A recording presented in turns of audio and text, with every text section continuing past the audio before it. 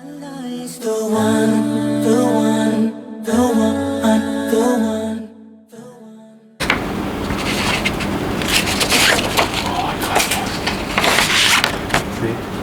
Come on. I've gone live, but I can't share anything now. Because the laptop, that's fine.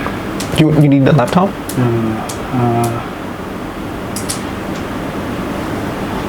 No, because I can't share the link now because I'm going live on my mobile phone. That's fine. Whoever watches it, naturally. I can't share the link, that's the thing. Okay. Do you need my phone then? Oh, but you're not in every group, isn't it?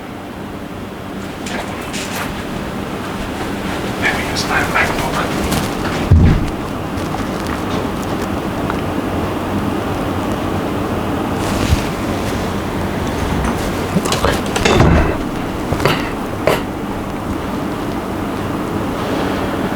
Whenever you're ready, bro, you can start. Okay. You're live already. And there's 7 people watching. 7 people already. Okay. Bismillahirrahmanirrahim. Wassalatu wassalamu ala rasulillah wa ala ahlihi ashabihi ajma'in. Assalamu alaikum wa rahmatullahi wa barakatuh. I'm heard. Yeah, you're Okay, perfect. So today I will be talking a little bit about Muslim identity, and particularly ours, Muslim identity. And so before I go into the topic, I would like to ask our audience and also ourselves particularly, that what do we identify ourselves with? This is an important question because sometimes we are subconsciously affected by our surrounding and our environments where we fail to notice something that we identify ourselves with. And so that makes us who we are for most of the time, right? So maybe we can spend a few moments to think about carefully what have we been identifying ourselves with. It could be the culture we're born in. It could be the custom we're raised up in our family. It could be the games we play, the sports team we play, or even the people we hang out will also largely affect who we are. And so, for example, you can say sometimes, especially as youths or as youngsters, we are most likely influenced by our peers. So, for example, the games they play, the sports they like, will largely affect what we like to, or what we identify ourselves with, okay? And so after a moment of thought on this, the next question we can be asking ourselves is, how comfortable are we with those identities? What I mean by this is because sometimes when we identify ourselves with those identities, we might not be most comfortable with them because they're largely affected by our environments. So we are basically defined by our environments, right? So the definition given by our environment might not necessarily be in line with who we are or who we want to be. Okay, so the next question we should be asking ourselves is, how comfortable are we with those identities? And especially in this day and age, those identities can be, as listed above earlier, right? Those identities might make us uncomfortable because sometimes those are identities which we are trying to develop over time, or we try to achieve them over time. For example, it's usually are things that we do in order to fit in the stereotypes of others. Like, for example, sometimes it could be the team we like for example, Manchester United. Sometimes we happen to be around friends who are supporting the same team. We are more likely to be supporting the same team. But how is the team performing is a question we wouldn't be asking much, right? So this is something we should try to understand or try to enforce, because it's actually very tiring to be identified by what others like. It's tiring to be defined by others. right? So sometimes it could be sisters who are trying to look like what has been advertised around. Like, for example, sometimes, especially in this day and age, the beauty standard has been very narrowed, that it's not meant to encompass like diversity, because it's usually the light skinned that's been promoted, big eyes, and those commercialized models, right? They're trying to define what beauty means. And sometimes sisters fall into the trap of following those trends to be identified like those. And especially in this day and age with social media on the rise, it's so easy to be drifted by what people define. And especially when Instagram's the system of followers, where if we happen to follow people who might not give us the most positive influence, we are most likely drifted by those medias. And especially in this day and age, the entire industry, so to speak, actually feeds on our insecurities. And just as those identities we have are not something that we might be most comfortable with, and those are the same identities commercials or marketing strategies has been in place in order to sell you those identities. And give you an example, like for example, it could be the music you listen, the way you dress, or even sometimes we would try to follow the idols whom we have been following on Instagram, to look like them, to dress like them. And what they're trying to, in return, sell you is basically insecurities, right? Because they have to make sure you yourself feel deficient for you to purchase their items, so as to make yourself feel infinitely happier. But we all know that this is a mirage where we can never achieve. It's a mirage we can never achieve, because most likely those commercialized products or the entire industry, music industry, fashion industry, are promoting an identity which is not meant for us.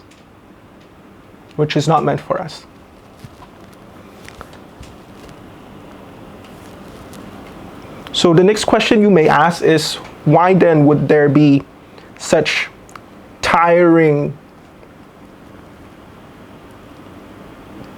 chase into those identities, right? Like for example, why is it tiring to look a certain way? Like people might straighten their hair, might avoid the sun to look lighter. That's a different identity. Yeah, that's a different identity we're talking about. So sometimes we would try to look a certain way. We would try to act a certain way. We would try to dress a certain way, right? Because we want to fit in, and it's human nature, right? And especially, this is actually a kind of worldly chase where we are trying to fit into the stereotypes of others, okay? And so it's very tiring.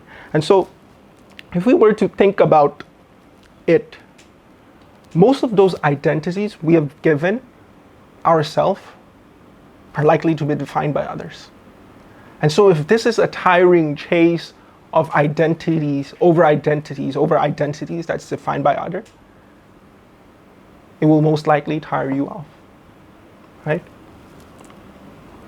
And so if we were to look into it from an Islamic perspective, if the entire industry, if this worldly system is made or is based upon your insecurity, is based upon your chase for that stereotype that you will never met, then this is exactly how our Rasulullah Sallallahu Alaihi Wasallam defined that poverty will be put before your eyes.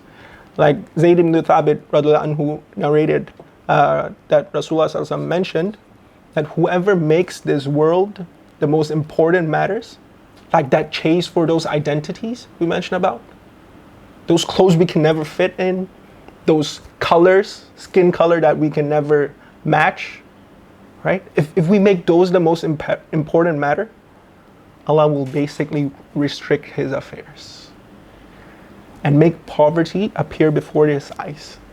And it doesn't stop there. And most importantly, he won't get anything but what was ordained for him. What does that mean? Because imagine if you are in this constant rat race for this identities that's set by the stereotypes of the society, then you're most likely getting tired. You're most likely living your entire life in poverty, insecurities, trying to fulfill those identities. Right? And most importantly, like even if you manage to fulfill those identities, those are meant for you. But most likely, for most of us, we won't achieve those identities. Because those identities that are made for you to desire more and more.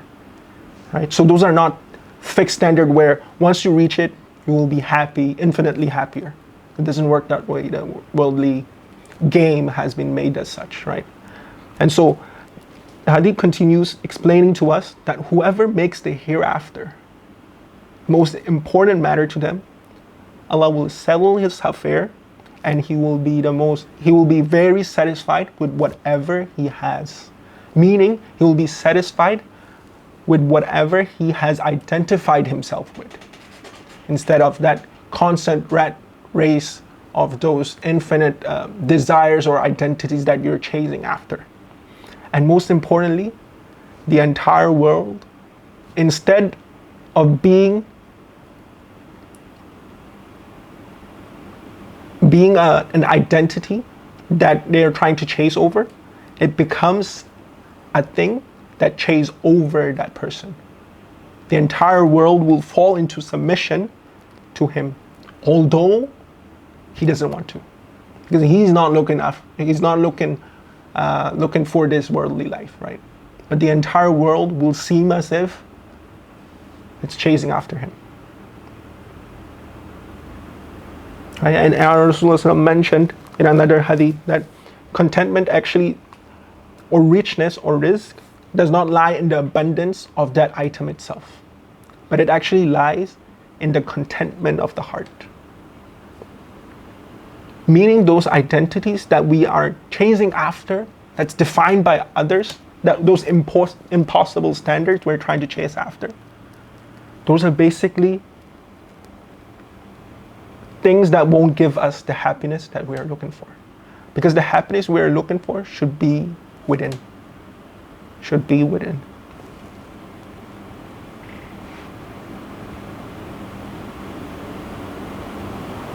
And so the next question you may be asking, so should you just be yourself then? Like trying to not let others define who you are, right? That's actually somehow positive if your so-called self is in line with what is best for you or what's good for you. Because if you ask any athletes or any high achievers in this worldly sense, they are most likely people who doesn't follow their own desire. Meaning if you ask any athletes, if they were told from the early on in their career to be themselves, to only practice when they want, to only work hard when they want, they will most likely not be in their place today. Right? So basically, being yourself means in a way that follow your own desire, right? If we don't want to be defined by others, we won't be following the desires of others. Then the other next question is to be asked is, so should we just follow our own desire? And so this won't make you happy again.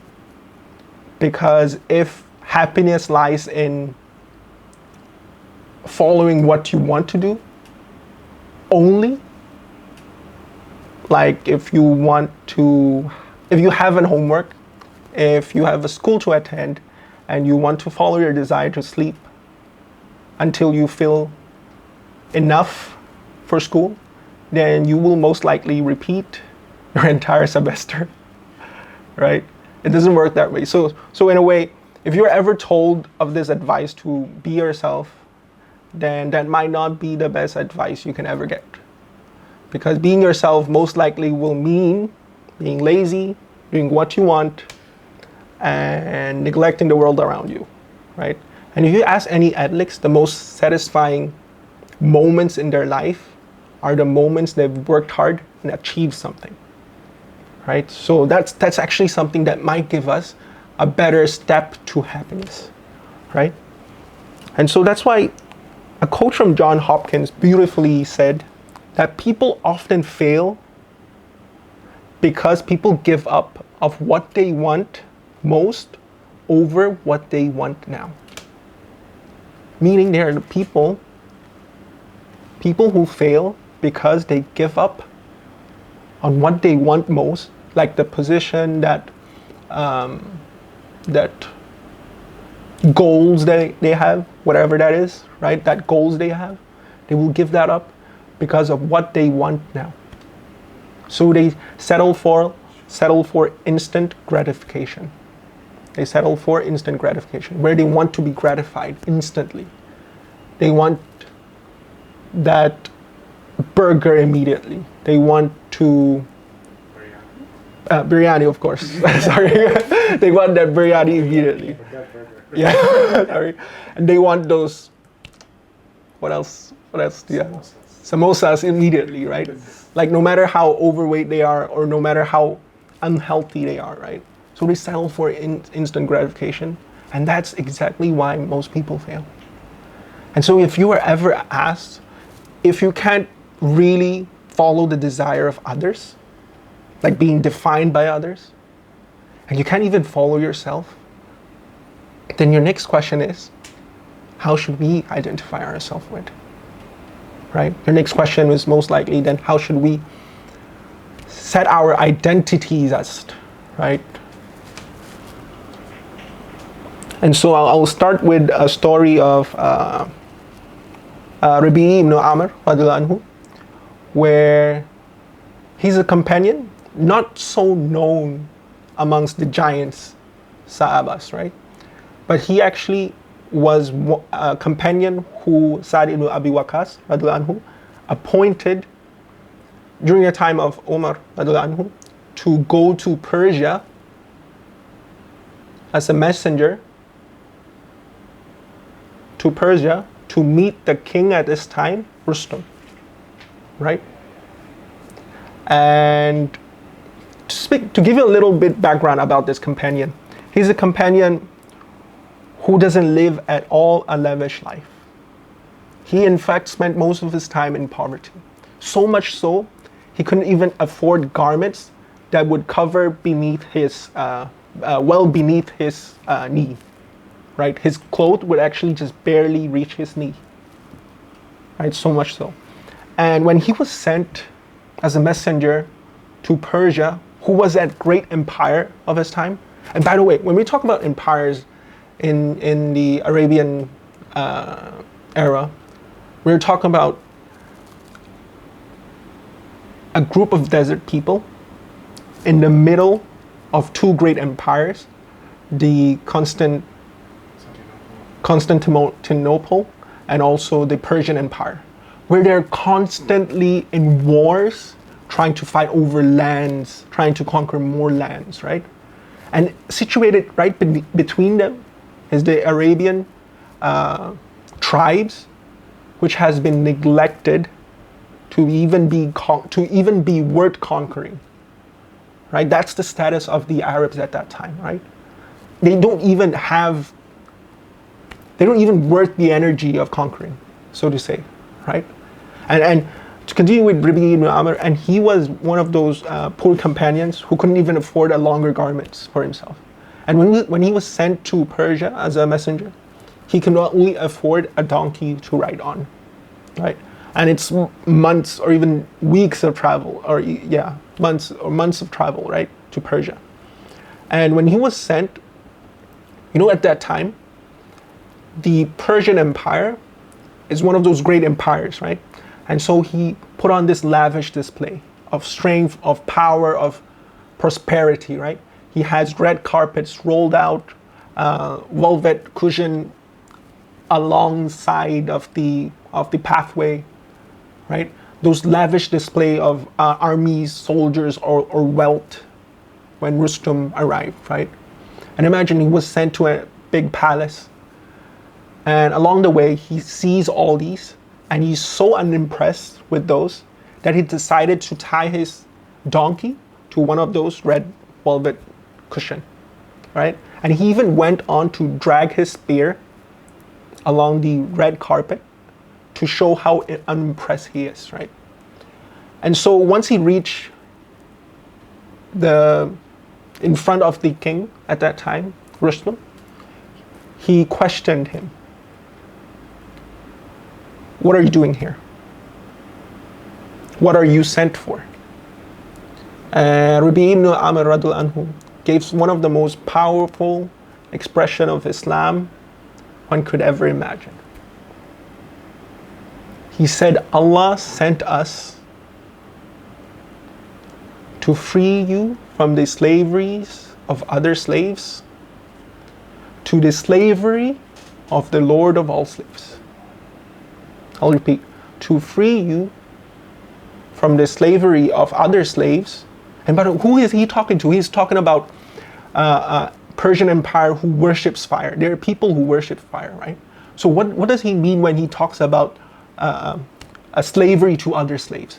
Like, because essentially, if you're not enslaved to the Lord of all slaves, you are enslaving yourself to other slaves. Because when you talk a certain way, when you speak a certain way, when you act a certain way, because of how others will respond to you, you are not a free slave. You are not a free slave. No matter how much you've convinced yourself of, you're not a free slave. You're shackled by people's identities, or how you want people to identify yourself with. You're in shackle, right? To free you from the slavery of other slaves to the slavery of the Lord of all slaves. And so when Ribbiyi mentioned about that, right, Rustum actually sent him dirts to bring back to Sa'd ibn Abi Waqqas, right? And upon receiving those dirt, Sa'd ibn Abi Waqqas mentioned beautifully also that it's a sign that they are giving up their lands to us. And in no time, Islam spread not only to the Persian empires, to empires that those are beyond impossible to conquer. Two-thirds of the world's population was under the rule of Islam, right? And when we talk about conquering lands, right? Umar ibn Khattab radiallahu anhu was once a beautiful occasion, which I definitely need to remind ourselves of, is when Jerusalem was opened up to Umar ibn Khattab radiallahu anhu. So as I mentioned, Islam spread quick like wildfire, right, to different lands. And upon reaching Jerusalem, after it's been conquered, the ruler at that time mentioned that I won't give up this key until I meet the ruler of yours, right? So the companion wrote a letter to Umar ibn Khattab all the way back in Medina, right, asking him to come in person to Jerusalem to receive that key, right? And then he mentioned, upon arriving,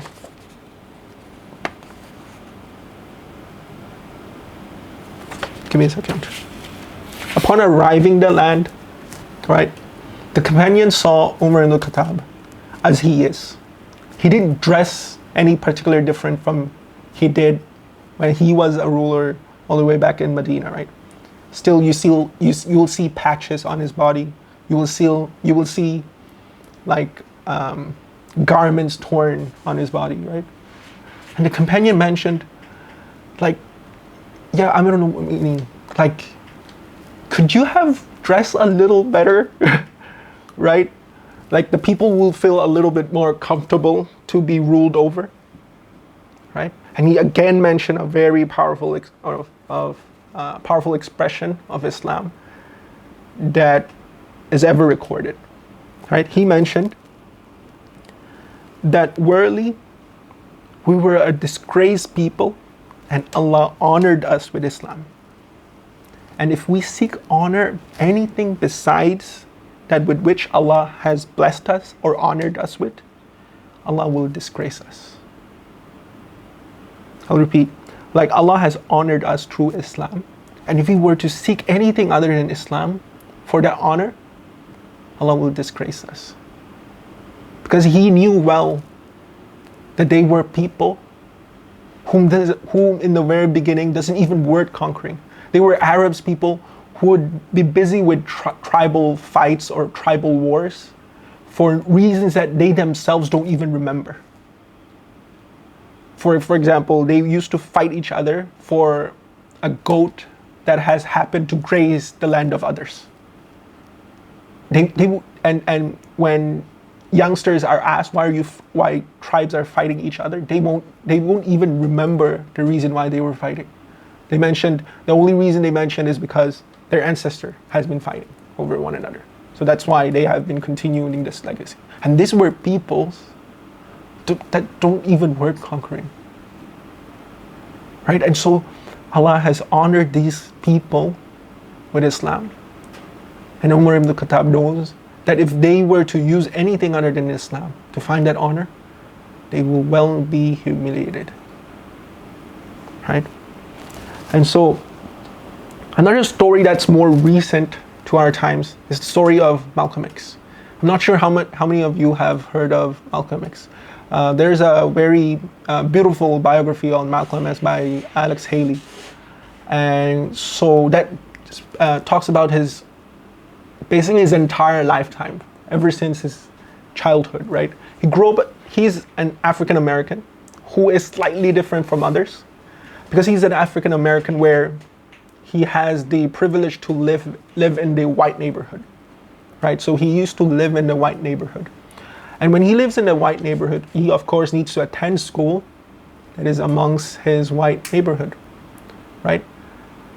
And imagine sitting in class, and when the teacher assigned an essay for you to write, what would you like to be when you grow up? Kind of message, kind of a passage or essay to write on your own, right? And when he told the teacher that he wants to be a lawyer, right? What does his teacher responded? It does not befit a black person. Of course, he used a more derogatory term.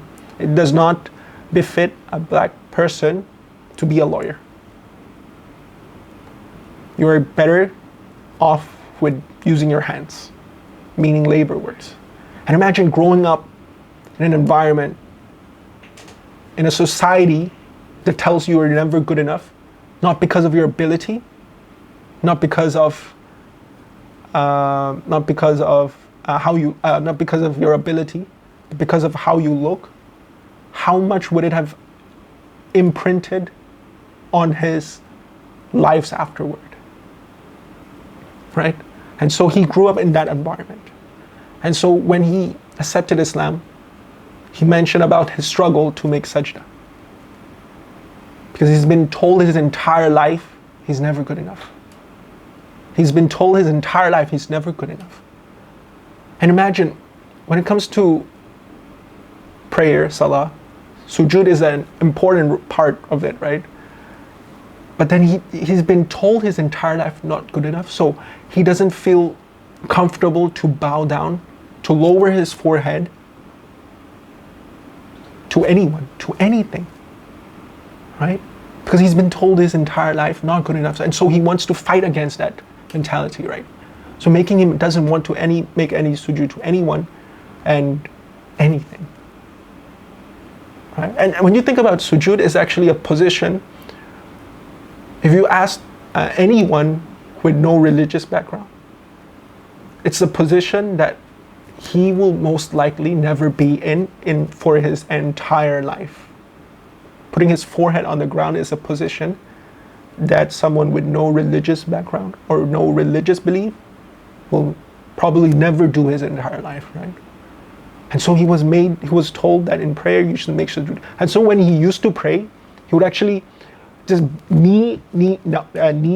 like his knee will be on the ground, but he will not make that such a sujood, right? He will be struggling with. And until then,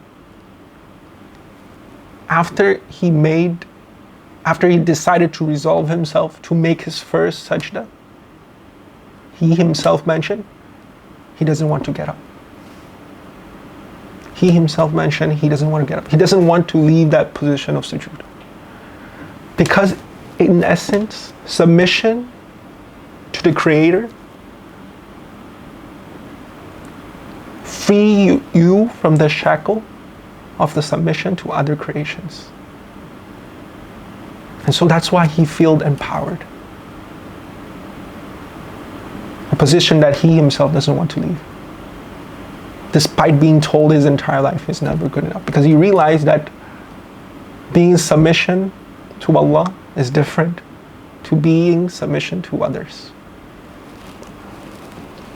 Right? And so your next question might be, I don't feel that empowerment yet. Right? I've never felt that empowerment about Islam. And if you ask some youths in particular, they might not be comfortable to even identify themselves as Muslims amongst their peers, especially in a society where Islam is considered a minority, right? Youths in particular may not be too comfortable to identify themselves as Muslims, right? Especially to their schoolmates, to their teachers, right? They might be feeling a little inferior to their identity. Instead of the examples I give you, like Malcolm X, of the companions who presented honor through Islam, right? And so the next question you might be asking is, why then don't I have that connection? Why don't I have that honor that Islam seems to bring to the lives of others, but not mine, right? And so my first and foremost advice is to learn your religion.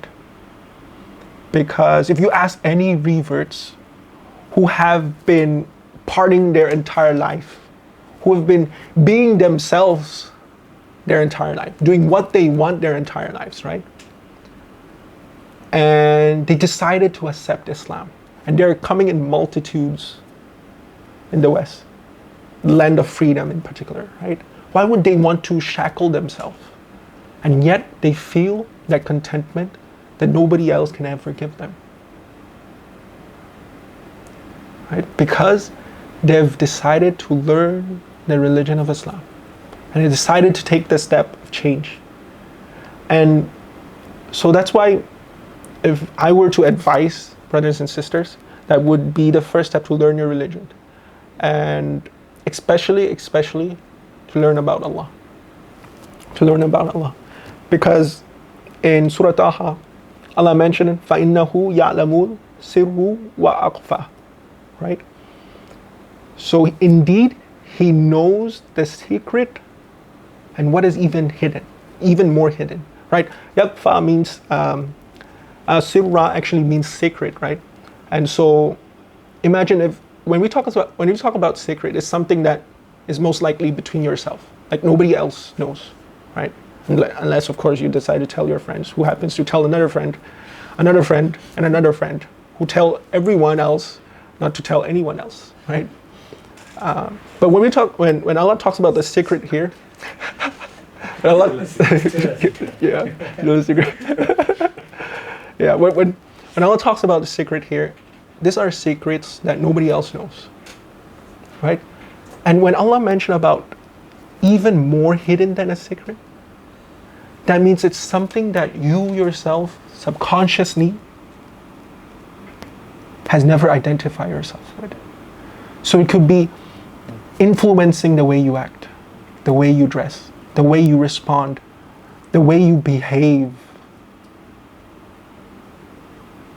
Right? So when Allah mentioned that indeed He knows what is a secret of yours and what is even more hidden, means He knows even your subconsciousness. That means He knows what you don't know of yourself. And so what does that bring us into perspective? That makes us aware that for us, in order for us to know ourselves better, we would need to know our Lord who knows ourselves better. We need to know our Lord to know ourselves better. And so that will unravel how your childhood, your experience, your subconsciousness has been affecting you without you even knowing.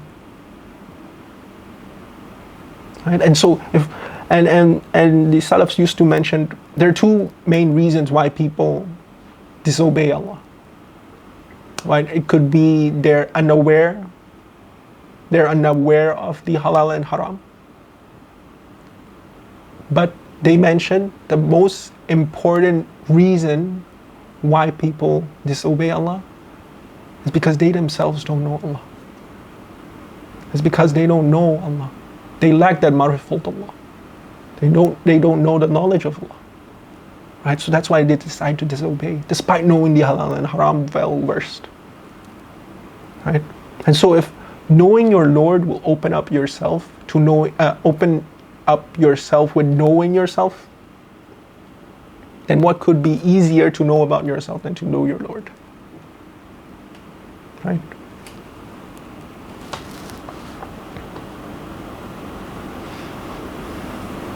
And so some of the resources I highly recommend you to tune into is basically resources from Yaqeen Institute, where they have enormous perspective tackle, especially some of the most prevalent questions asked by Muslim youths are particularly answered there. Like the question on evil, the question on hellfire, and all those questions are well answered in different formats on Yaqeen Institute. And especially they have recently launched a series on knowing Allah. Right? They have articles written, they have infographics made detailing each and every name of Allah. Right? So I would highly recommend youths, youngsters to tune in to those resources, and because that in itself would reinforce that honor that Islam once gave to the people in the past. That would reignite the honor within you too, inshallah. And so another thing we might fear is, after knowing all those, we might fall into the perspective or fall into the fear of committing ourselves. Sometimes we try not to know something because we fear of committing to something. Right? So, and the beautiful part about Islam is, the more you learn, the more you want to commit. The more you learn, the more you want to commit. Meaning that the more you learn about Allah, the more you learn about Islam itself, the more convinced you are, and the more willing you are to act accordingly. And so changes literally comes automatically. And it doesn't take your parents to tell you to pray. It won't take your Quran teacher to tell you to memorize the Quran. It doesn't tell anyone else. It will automatically fall in place where you would want to do something more about yourself. Right? So this fear of commitment will in itself go away until you decide to commit yourself. Right? The moment you decide to commit yourself, inshallah. And so I'll leave with maybe a few more hadith where most likely when we decide to change as youths, or when we decide to take our Muslim identity more seriously, we will fall into the position where we might be losing friends we were once most comfortable with around, right? And so this is a beautiful hadith where Rasulullah teaches us who will truly be your friends, right? When Allah's Messenger mentioned that if Allah loves a person, He will call out to Jibril saying, Allah loves so and so Jibril will love that person too. And if Jibril loves that person, then he will make an announcement in the heavens and earth, asking angels to love that person too. And if the angels, dwellers of the heavens, would love him, and then he will be granted the pleasure of the people of the world. And so people around that person will also love him too. And the next question you might ask, sometimes I heard of stories, or people himself has experienced, where once they become a little bit more religious, they're losing friends. Then how would you explain the pleasure of the people here, right? And those who will stay, will stay. Meaning, those who are worth being in your life will stay. And if you are being more Muslim, is the reason why they decide to distant from you, are those the friends you want to keep? Are those the friends you want to keep? Because they're a person who most likely won't engage or won't acknowledge diversity. There are people who won't respect whom they have known you for, right? And the next question you should ask yourself, are those people you want to keep in your life? And so Allah will actually replace people around you to people who are pleased with who you are, and most importantly, pleased with who you identify yourself with.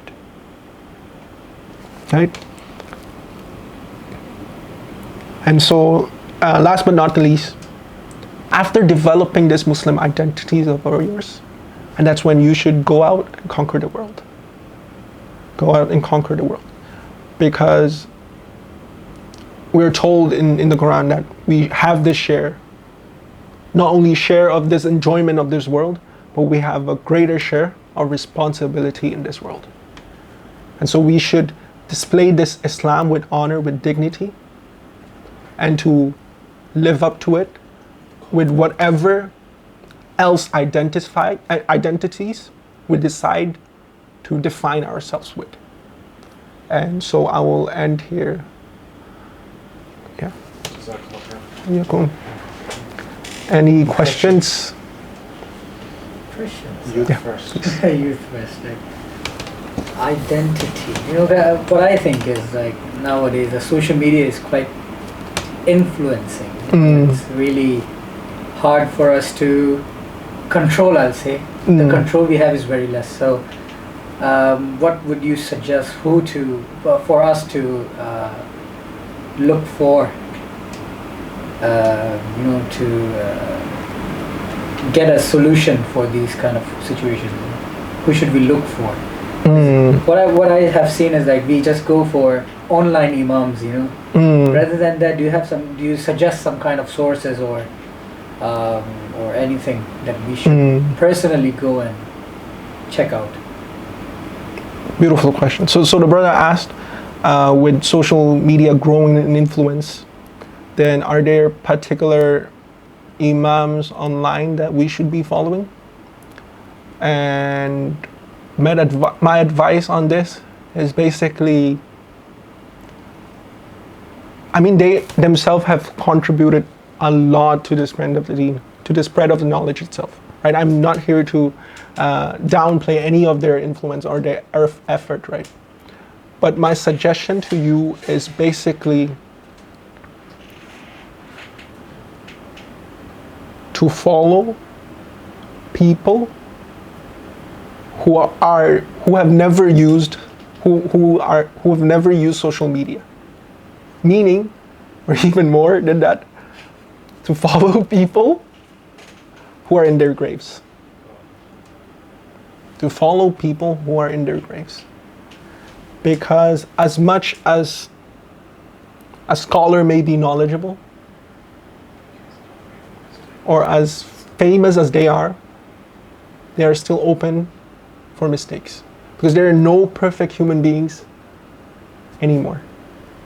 There are no perfect human beings anymore, right? The perfect human beings have left us already. They are the prophets who have left us, right? The perfect human beings who are not prone to mistakes have left us. And so when we look up to those scholars, right, when they are still human beings like us, who knows how will they end their lives with? Who knows what mistakes will they make, right? And if we blindly follow them, then does that mean we should also learn their mistakes? Act according to their mistakes, right? And so my advice is to follow those who are in their graves. And the next question you may ask, then what's their Instagram then? Right? What's their Instagram, or what's their Facebook name, right? And so my advice, my practical advice for you is to follow scholars who would actually quote people from their graves. Who would quote people who are already in their graves in particular, right? So a beautiful concept of Islam is we are told to follow our pious predecessors, right? To follow the 3 generations of the first 3 generations of Muslim, who have lived literally the epitome of Islam, the perfection of Islam, right? Who have lived their life in great submission that people afterwards will need to try very hard to follow. I'm not saying it's impossible, will need to try very hard to follow their path, right? They've sacrificed for Islam enormously, right? And so what I would advise is to follow scholars who would actually make their lives as role models for you to follow instead of theirs. Follow people who follows them. And make sure you learn from them, learn from the people in the past, and not from them quoting the verses, quoting their stories. And so there are a number of scholars online that would actually make it a point to refer back to the people in the past, right? And so yeah, there are quite a number. I'm not sure, should I be mentioning about them in person, but inshallah, if you need some suggestions, I can give you in person, inshallah. Yeah, please. 2 questions. So, you know, for some people, especially the youth, I guess, they sometimes have an identity crisis whereby they don't know how can they balance the deen and the dunya. Mm-hmm. So they want to be practicing, but they feel as if they practice, then they can't enjoy the world. And the other side also is when they're leaving, you know, when they're university and even beyond that, they're still in the youth per se, because in Islam youth you're under 40, right? So when they get into the work environment, they feel, I can't keep the beard. If I keep the beard, I won't get that job. I can't keep the hijab. If I keep the hijab, I'm not gonna get, you know, the boss isn't going to give me promotion. Along those lines. So where should they draw the line? You know, how much should they give? How much should they take in terms of the deen and the dunya? So if I were to summarize your question, it will be, you asked, how should one balance between the obligations, between Islamic principles to living this, compared to living this dunyani life, right? Worldly life, right? The worldly affairs, right? Worldly needs. And Rasulullah mentioned that, or actually a companion, Abu Bakr, was approached by another companion where he feels his iman fluctuating, right? When he is with Rasulullah, he can envision Jannah and Jahannam. He can envision the hereafter, right? But when he goes back to attend his so-called worldly affairs, family affairs, he seems to lose that connection with the hereafter, right? So he approached Abu Bakr He approached Abu Bakr, and Abu Bakr told him that he himself feels the same too. And what are we talking about? Abu Bakr, who when all his scale of deeds is placed on one scale, and the rest of Muslims to be put on the other, his will be more. Right? But he still experienced the same difficulty too, the same instability too. Right? And so they both went to Rasulullah SAW, and Rasulullah SAW mentioned that if their iman were to remain just as high, the angels would have gave you high five, right? Would have gave you salam, right? And so it's, in essence, you are not expected to be in that state of iman everywhere you go. So what Rasulullah then advised is an hour for an hour, right? An hour for worldly things and an hour for Islamic things, right? Meaning that you should divide your life. Like, and scholars in the past also mentioned that as long as your fluctuation of Iman or Islam does not go beneath the bare minimum, then you're good to go. Right? So if getting a job means compromising your principles or that bare minimum that Islam has defined for you, then that's a job you're better off without. And if acceptance from others will lead you to compromise your principle, and those are people, again, you're better off without. Right? So as long as you fulfill, making sure that your worldly pursuit does not compromise the bare minimum, then you're better. You're good. You're good to go. Right? And so, with that in mind, so my advice is the pursuit of this dunya is in itself of importance or has value, but make sure you yourself slip in schedules of Islamic work or reminders for yourself. Such as Quran reading or listening to lectures daily. And I know of a brother who would actually make it a point to listen to Islamic lectures daily, where he would actually listen to two types of Islamic videos, one on how to give dawah and one that would strengthen his faith, strengthen his beliefs. And there are numerous resources online on those, right? And so if we can tune in to make it a habit to incorporate as little as 5 minutes or 10 minutes of reminders in our daily lives, and that would make a difference on maintaining that stability to be beyond the bare, to be beyond the minimum. What's your second question? It was incorporated into one actually. I did it both in one. Okay. Basically, people, compromising their deen for the dunya, and also they just feel, how can I just show myself as a Muslim at the same time be accepted by the society, and because the society is overpowering, of course. But yeah. And this brings me to a beautiful experience I have. So back then when I was in uni, so especially when sometimes students have busy schedules, right? They have classes to catch where they won't have the time to go all the way to the prayer room to pray their salah, right? And so they will find those hidden spots around campuses to pray their salah. And HKU MSA actually beautifully made a blog on asking students or where students would pray. Right? So students would actually take a picture of their regular places of prayer where they will be all around campuses. And I find that particularly beautiful or relevant to this question is because at the end of the day, you don't want to be defined by others. And at the end of the day, you can fulfill your obligation even without compromising your identity. You can attend classes without not praying. right? And I remember there's a student in particular I was told who is actually a senior. I've never seen him in person.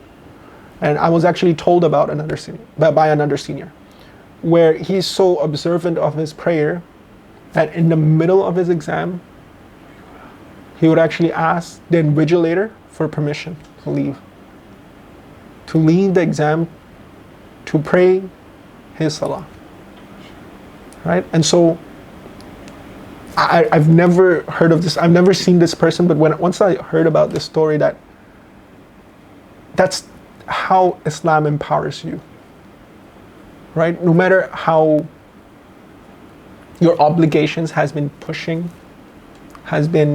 burdening you, right? As long as you fulfill the obligation of Islam, then you're better off anywhere, right? I think the final point, I mean, is also that, like, Islam isn't there to burden you.